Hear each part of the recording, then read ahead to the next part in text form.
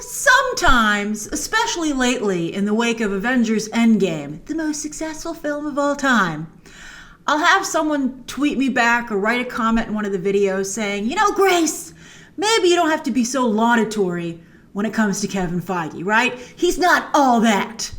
Well, when you see a headline like this, it's such a boss move.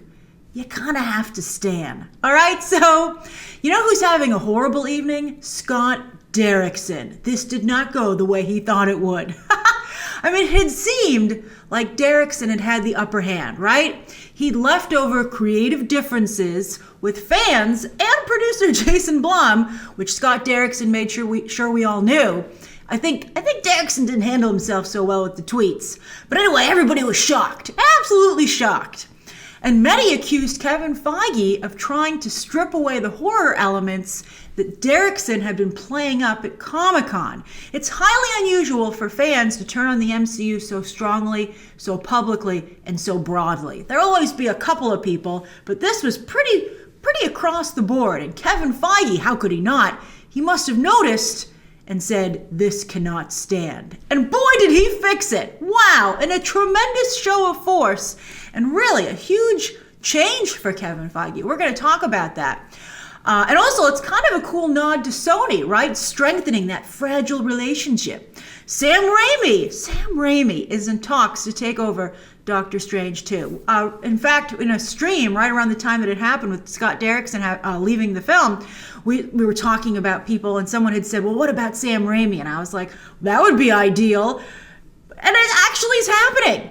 It's amazing. Speaking of Sony, this is as good a match as Andy Serkis on Venom 2. It's like, who should do this motion capture movie? How about the guy who pioneered the medium? Okay. And here with Raimi, the guy's a horror icon. So Bruce Campbell, get ready to be in Doctor Strange 2.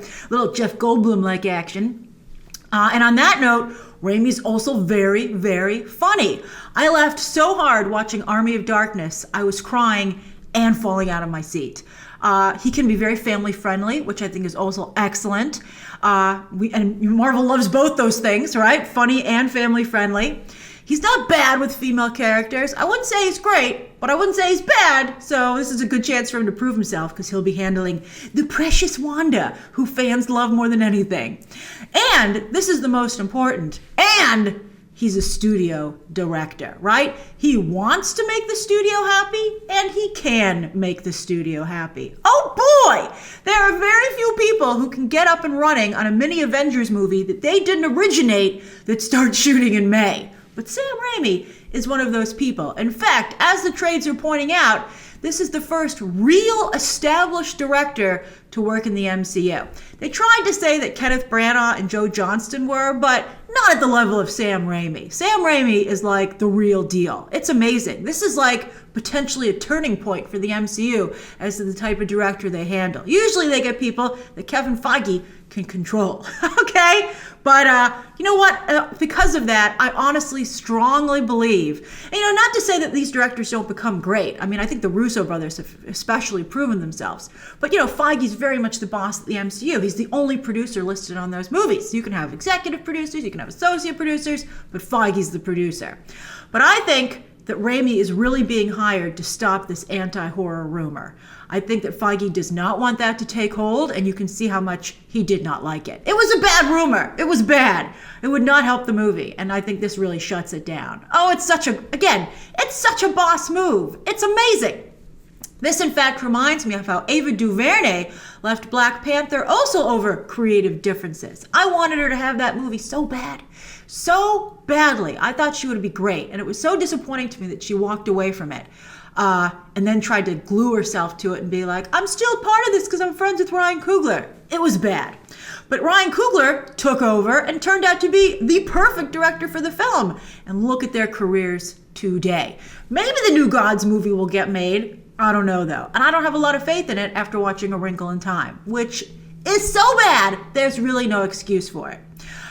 Ouch, it was bad. Maybe she'll get better. It's like Tom King and Ava DuVernay, he's working on it with her on it, have both done really good stuff, but they've both done stuff that's so bad, it's scary. All right, that's a horror movie in a different type of way. So really, what could possibly have been the creative differences that Derrickson felt were worth quitting over? Maybe he was trying to like call Kevin Feige's bluff, because he was very vocal. Maybe he felt Kevin Feige would come back to him, and he still is an executive producer on the film. As I said when I covered the J.J. Abrams' Bad Robot development on Justice League Dark, I was like, maybe they could hire Scott Derrickson. Well, Derrickson should approach them now because he needs to recover from this. This is embarrassing, okay? He needs something. He should call Jason Blum and be like, you got to give me a movie, man. I look horrible.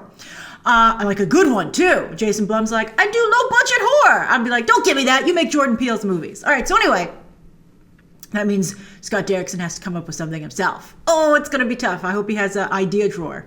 Anyway, maybe Derrickson couldn't handle a project this big, right? Maybe that was the problem, right? But my guess is he couldn't or wouldn't strike just the right horror, yet still slightly commercial tone that Feige wanted. But of course, Sam Raimi could do that in his sleep.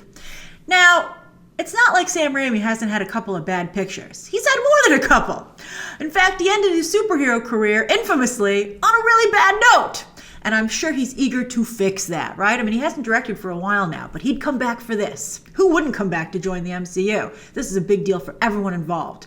And he would be able to reclaim his status. I'm sure Marvel and Disney would be very happy to remind everyone, and also Sony too, because it's all the same team now, that he was one of the first modern Marvel directors. And he can claim the whole mantle because nobody wants to talk about Bryan Singer, rightfully so, right? I mean, what he did was so egregious, it doesn't matter how good X2 was, and X2 was good. And it seems that Stephen Norrington just got lucky. So wow. And if this works out, I'd be like, who he wants to direct Blade? I'm sure Mahershala Ali's like, I wish he could do Blade. He'd be great at Blade too. But this opens up some possibilities for who could direct that movie. Guillermo del Toro, I don't know. He's not very commercial. It's scary. It's tough. But, Kevin Feige knows what he's doing. And really, he couldn't have picked a better director for Doctor Strange 2 to have that perfect balance of horror and comedy, right? To service the fans, but make the families happy. And again, this will be a mini Avengers movie with alternate universe versions of your favorite MCU characters, right? Plus, it will introduce Brother Voodoo, America Chavez, and Clea. For all the latest details on Doctor Strange 2 story-wise, you can check out my recent video in the link down below in the video description. So, what do you think of this development? Oh, it's a good one. It's a good and juicy one. I love it. Share your thoughts down below. Also, what would you do if you were Scott Derrickson? Oh, it's so bad. All right, Kevin Feige really ended this little dust up, this little mini supposed revolution. It ain't happening today. All right, so share your thoughts down below. Subscribe today. And of course, as always, you can check out some more videos right now.